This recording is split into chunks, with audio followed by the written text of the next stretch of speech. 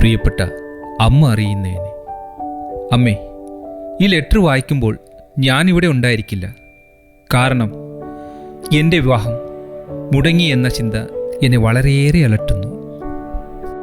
അമ്മേ, നമ്മുടെ പ്രധാനമന്ത്രി വിവാഹം കഴിച്ചതല്ലല്ലോ, പക്ഷേ അദ്ദേഹം ലോകം അറിയുന്ന ആളല്ലേ. അതേപോലെ ഡോക്ടർ അബ്ദുൽ കലാം സാർ വിവാഹം കഴിച്ചിരുന്നില്ലല്ലോ. അപ്പോൾ ആളുകളുടെ മനസ്സിൽ നിറഞ്ഞു നിൽക്കാൻ വിവാഹം കഴിക്കണമെന്നില്ല. നമ്മുടെ കർമ്മങ്ങൾ കൂടി അത് ചെയ്തു കാണിച്ചാൽ മതി.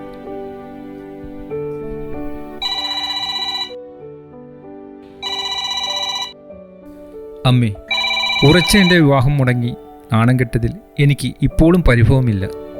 കാരണം വിവാഹം എന്നത് തന്നെ ഇപ്പോൾ വിലപേശി വാങ്ങുന്ന ഒരു കച്ചവടമാണ്. അതുകൊണ്ട് ഞാൻ സന്യാസ ജീവിതത്തിലേക്ക് പോകുവാനായി ഒരു ആശ്രമത്തിലേക്ക് പോവുകയാണ്.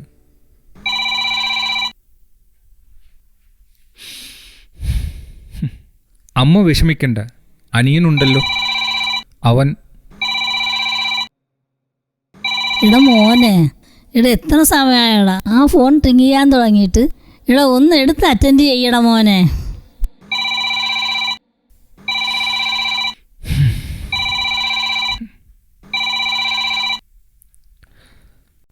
ഹലോ സൂരജ്, ആ തിരിച്ച പെണ്ണിന്റെ കയ്യിലിരിപ്പുണ്ടല്ലേ? എടാ, അവക്കൊരു അഫയർ ഉണ്ടായിരുന്നു. ഇതിനു മുമ്പേ പറഞ്ഞിരുന്നെങ്കിൽ പ്രശ്നം ഇത്ര നീളുമായിരുന്നാ? കല്യാണം ഉറപ്പിക്കൽ വരെ ആകില്ലായിരുന്നു. എന്റെ ഭാഗത്തുള്ള കുഴപ്പമുണ്ടല്ലോടാ കല്യാണം മുടങ്ങി. എടാ സൂരജ്, നിനക്ക് ഞാൻ അവളുടെ നമ്പർ വാട്സപ്പ് ചെയ്തിട്ടുണ്ട്. വിളിച്ചതല്ലേ ചീത്ത പറയടാ. അല്ലേലേ അവളുമാര് വിചാരിക്കും നമ്മൾ ആണുങ്ങളൊക്കെ പൊട്ടന്മാരാണെന്ന്. മരുന്നിടത്ത് വെച്ച് കാണാടാ. നിന്റെ കൂടെ ഞാനുണ്ട്, നീ ധൈര്യമായിട്ടിരി കേട്ടാ.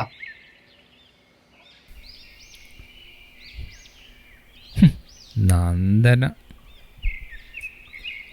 വിളിക്കണ? വേണ്ട. ആ, എന്നാ വിളിക്കാം.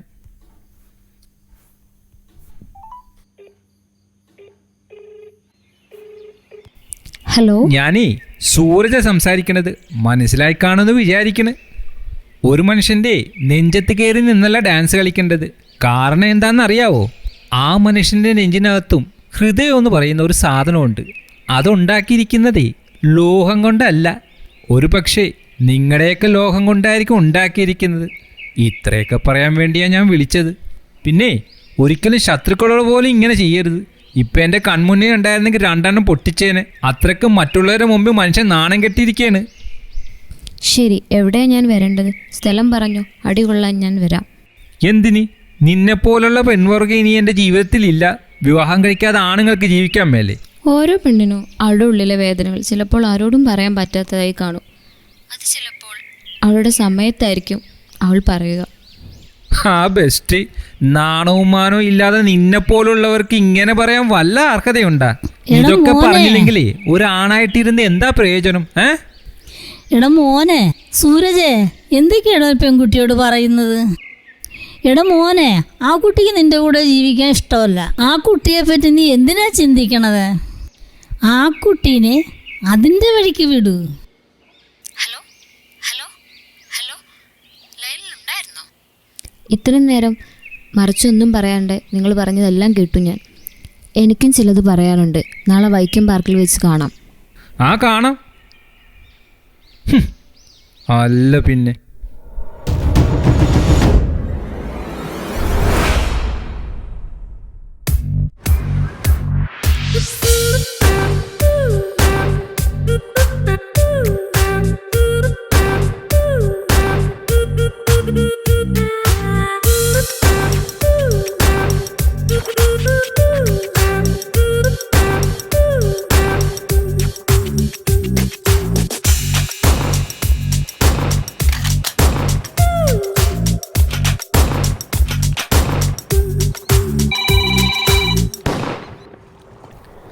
ഹലോ ഹലോ, എവിടെയാ നിങ്ങൾ?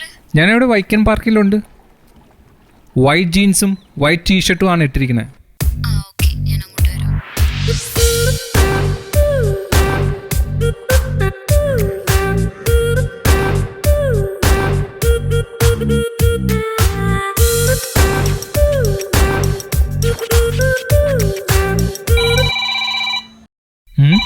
ബ്രോക്കർ സതീശനാ? ഇയാളെന്താ ഇപ്പോൾ വിളിക്കണേ? ഹലോ. ആ സൂരജ്, എടാ നീ ആ നമ്പറിൽ വിളിച്ചായിരുന്ന? നല്ല ഒന്നാം തരമായിട്ട് പറഞ്ഞു കൊടുത്തിട്ടുണ്ട്. അയ്യോടാ എടാ എടാ അത് വേറൊരു പെൺകുട്ടിയുടെ നമ്പറായിരുന്നടാ. എൻ്റെ അടുത്തൊരു പ്രൊപ്പോസലിന് തന്ന നമ്പറായിരുന്നു. എടാ ഞാനാ നമ്പർ തന്നെന്ന് ആരോടും പറയില്ലടാ. എന്ത്? എന്റെ കന്നി പാറ്റയിടല്ലേടാ. നീ ഇതെങ്ങനെയെങ്കിലും ഒന്ന് ഡീൽ ചെയ്തെടുക്കാൻ നോക്ക്. അപ്പൊ ശരി, എല്ലാം പറഞ്ഞല്ലോ. ഓക്കെ. ഹായ്.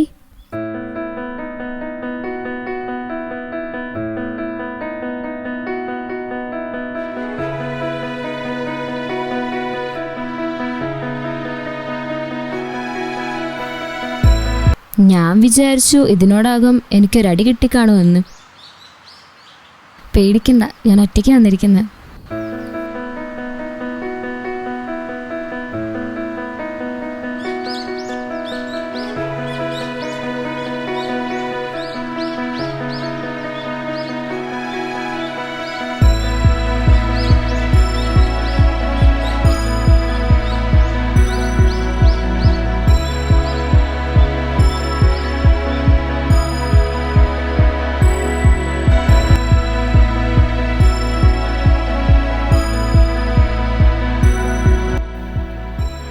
സോറി, ബ്രോക്കർ തന്ന നമ്പർ അറിയാതെ മാറി വിളിച്ചതാ.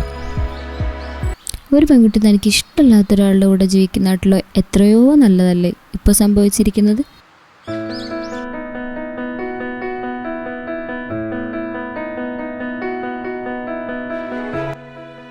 ഇയാളുടെ സംസാരം കേട്ടപ്പോൾ തന്നെ എനിക്ക് മനസ്സിലായി ഇയാളൊരു നിഷ്കളങ്കനാണെന്ന്. എന്നാ പിന്നെ ഇയാളുടെ കഥ മുഴുവൻ കേട്ടിട്ട് പോകാം. തെറ്റായൊന്നും ചിന്തിക്കണ്ട, ഞാൻ മാരീഡാണ്.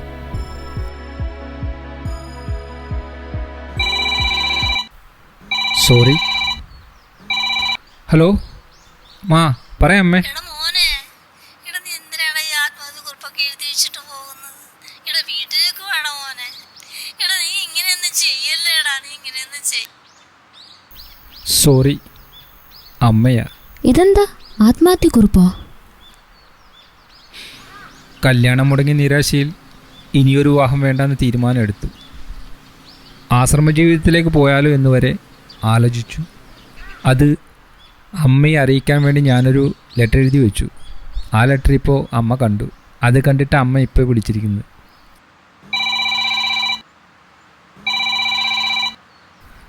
അമ്മയെ വിളിക്കണേ. എടുത്ത് സംസാരിക്കേ. ഹലോ. എടാ നീ സന്യാസത്തിനൊന്നും ആ അമ്മ, ഞാൻ അങ്ങനെയൊന്നും പോകത്തില്ല. അമ്മ കരച്ചിൽ നിർത്തമ്മേ. ലെറ്റർ എഴുതി വെച്ചു പോയതാ. ഞാൻ അങ്ങനെയൊന്നും ചെയ്യല. ഒരു നല്ല പെണ്ണിനെ ഞാൻ കണ്ടു തരാണ്. എടാ നീ അമ്മ എന്നെ വിശ്വസിക്കമ്മേ. അമ്മ എന്നെ വിശ്വസിക്ക് വൈകിട്ടേക്ക് വാ. പ്ലീസ്. എനിക്കറിയാം നീ അയ്യോ അമ്മ, ഞാൻ പറയണ കേക്ക്. ഞാൻ സന്യാസത്തിന് പോകുന്നില്ല. ഇല്ല. ഫോണൊന്ന് എനിക്ക് തരുമോ? നീ ലെറ്റർ എഴുതി വെച്ചു പോയതല്ലേ. ഹലോ അമ്മേ, എൻ്റെ പേര് നന്ദന. ഞാൻ സൂരജിൻ്റെ ഫ്രണ്ടാണ്. അമ്മയുടെ മകൻ സന്യാസത്തിനോ എവിടെയും പോകുന്നില്ല. അത് ഞാൻ പ്രോമിസ് ചെയ്യുന്നു അമ്മയ്ക്ക്.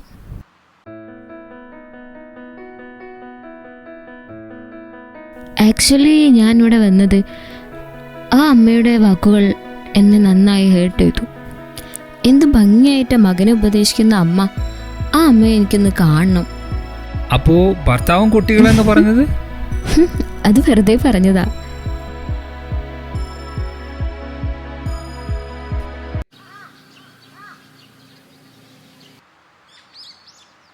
അപ്പം ശരി, ഇപ്പം തന്നെ ഒരുപാട് ലേറ്റായി.